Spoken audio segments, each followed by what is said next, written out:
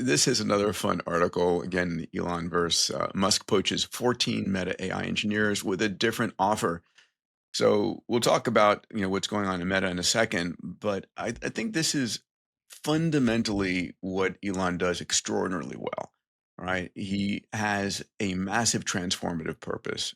Open up Mars for humanity, make humanity a multiplanetary species, and he has that as a pure signal, and entrepreneurs who are willing to work hard, who are builders, want that. They want to work on something epic.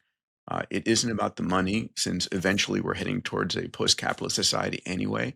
So Elon's offering purpose and equity over cash, and his equity's done incredibly well. I don't think he's ever started a company that's lost money. It's increased, all the companies from Starlink uh, to XAI to X have basically just skyrocketed in value.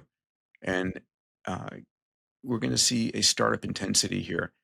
Alex, what are your thoughts on this?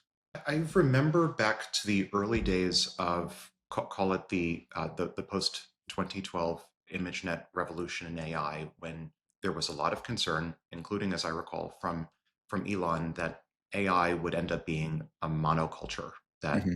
one lab, maybe called Google DeepMind, would sort of completely capture the future light cone with AI.